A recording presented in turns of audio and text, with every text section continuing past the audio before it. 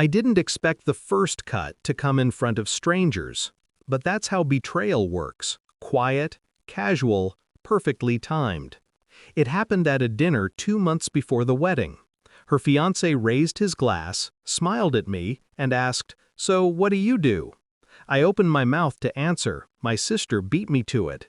"Lie," she said, laughing. "You don't want to sound pathetic."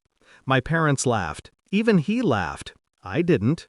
I just smiled, small, measured, the kind of smile people mistake for weakness. They didn't notice the way my fingers curled around my glass, not in anger, but in calculation. They never paid attention to the quiet details. That was their first mistake. Backstory. My sister and I weren't always enemies. There was a time I worshipped her, the perfect daughter with the perfect grades and the perfect fiancé. She was sunlight. I was the shadow she stepped over.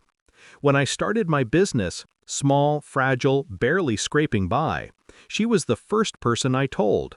She hugged me, told me she was proud. I believed her. Stupid, I know. Success came slowly, then all at once. Clients, contracts, recognition. But I didn't announce it. I wanted to build quietly, to grow without clapping for myself. She didn't ask. She never cared. And eventually, she started assuming the worst about me, as if it made her look better. That dinner proved it. Discovery of betrayal. I survived the jokes and the humiliation, but the night after that dinner, I overheard something, purely by accident, though fate has a sick sense of humor.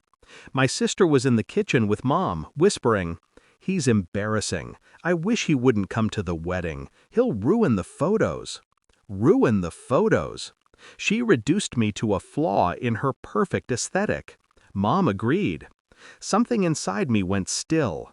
Not broken, not emotional, just still. There's a calm that comes before a storm. I felt it settle into my bones. Shift in mindset.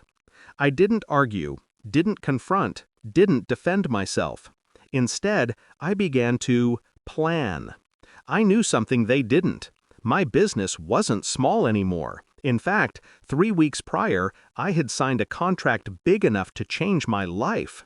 A government tech deal. Multi-year, multi-million. Confidential, but very real. My sister's fiancé owned a startup, flashy on the outside, rotting on the inside. He had applied for that same contract. He didn't get it. I did. And he didn't know. Neither did she. I don't believe in coincidences, just opportunity wearing a clever disguise. So I waited. I smiled at fittings, rehearsals, speeches. Let them treat me like the family charity case. Every insult became fuel. Every laugh became data. Revenge isn't rage. Revenge is math. Execution of the plan. 1 week before the wedding, I made a call. Not to them, to the board sponsoring the contract. I simply asked if they were still considering partnerships with the fiancé's startup. They said yes.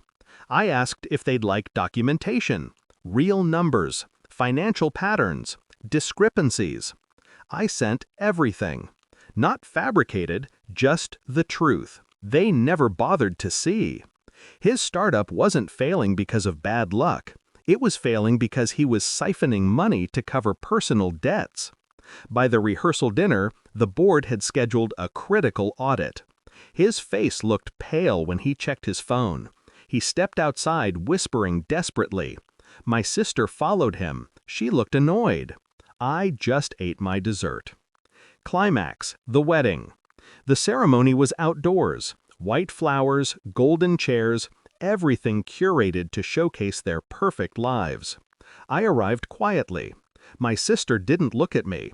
Her fiancé avoided me. Eyes down, jaw tense, phone buzzing nonstop. 5 minutes before she walked down the aisle, he got the call. I watched from a distance as he stepped away, hand on his forehead. His business was under investigation, funding frozen, accounts flagged, investors pulling out, his world collapsing in real time. My sister approached him, confused. He whispered something, her face drained of color. She looked around, panicked, searching for someone to blame. Her eyes landed on me. I didn't look away. I didn't smile. I just raised my glass slightly, acknowledging the moment. She understood. My parents asked what happened. I didn't answer. He didn't walk to the altar. She didn't either. The wedding dissolved in whispers, gasps, scattered footsteps.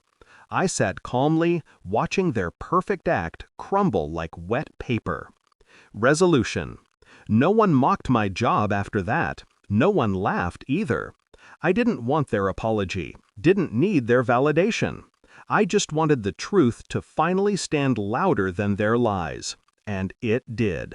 Beautifully, brutally, inevitably. Some people think revenge is loud, messy, violent. They're wrong.